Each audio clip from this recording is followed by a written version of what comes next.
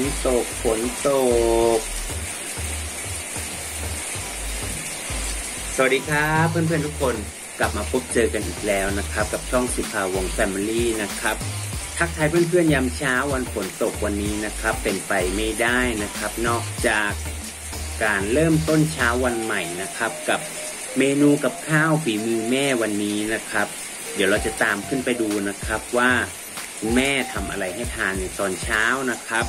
ตามไปพร้อมๆกันเลยข้าวฝีมือแม่วันนี้นะครับเป็นอะไรแท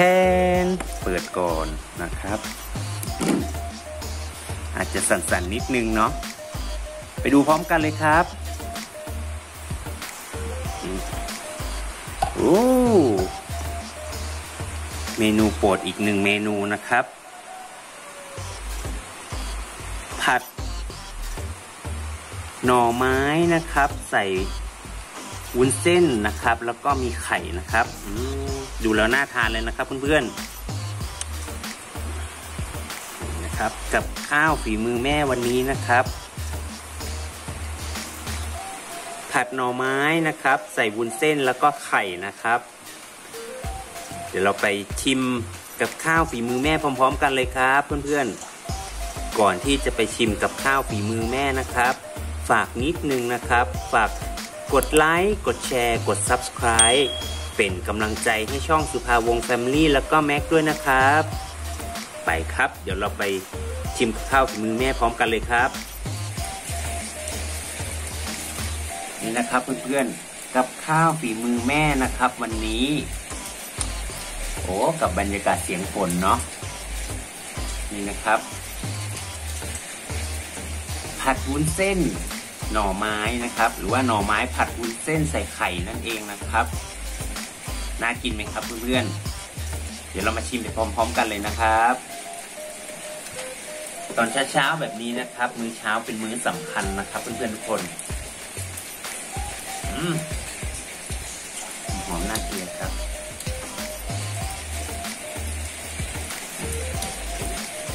นี่ครับเพื่อนๆ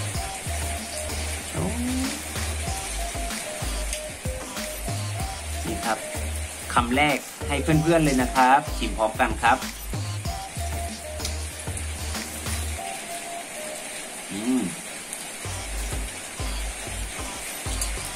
อร่อยมากครับเพื่อนๆฝีมือไม่ตกนะครับกับข้าวรสชาติที่คุ้นเคยนะครับกับข้าวเหนียวเลยครับ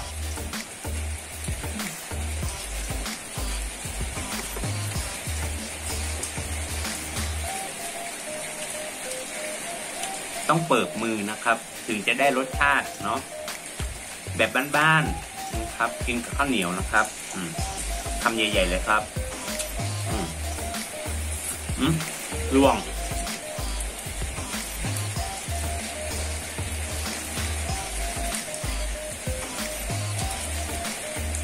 มื้อเช้าเป็นมื้อที่สำคัญนะครับเริ่มต้นเช้าวันใหม่นะครับต้องกินข้าวก่อนเนาะ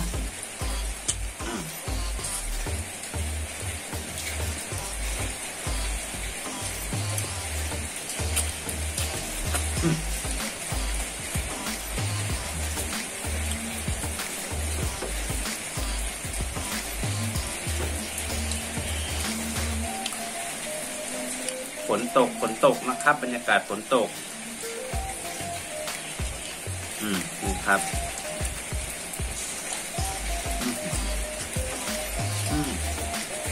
อร่อยครับเพื่อนๆ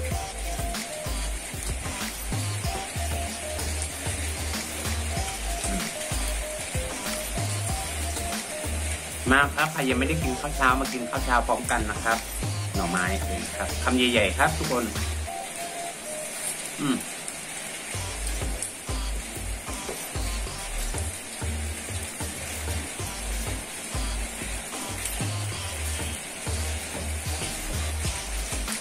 ไปเลยจัดไปนะครับ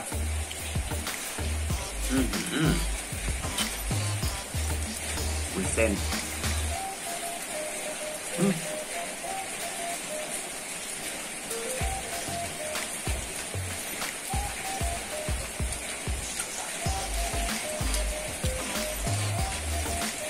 ทุกวันก็จะเป็นแบบนี้แหละครับ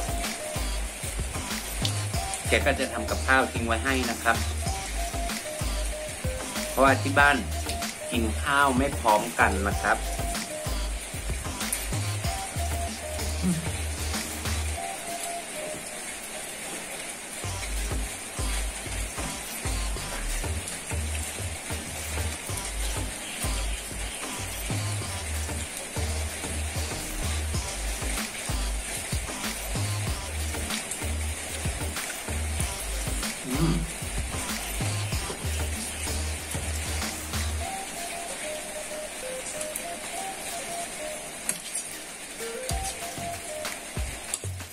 หน่อไม้ที่ขูดไว้คราวก่อนแหละครับ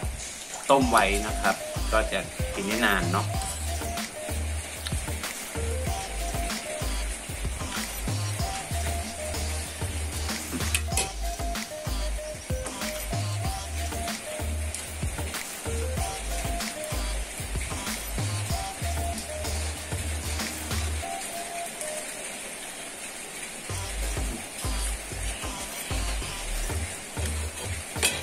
อร่อยครับทุกคนแต่ว่าใช้มือกินอร่อยกว่านะครับไม่ต้องสนใจนะครับกินคนเดียวบ้าน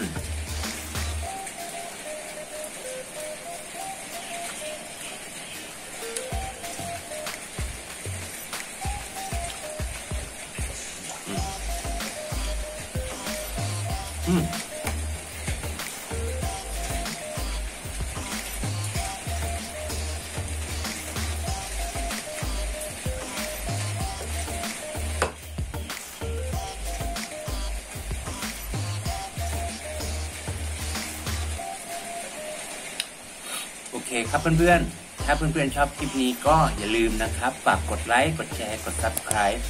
เป็นกำลังใจให้ช่องสุภาวงศ์แฟมิลี่ในการทำคลิปต่อไปด้วยนะครับเดี๋ยวเจอกันคลิปต่อไปครับวันนี้ขอกล่าวคำว่าสวัสดีครับบ๊ายบายครับ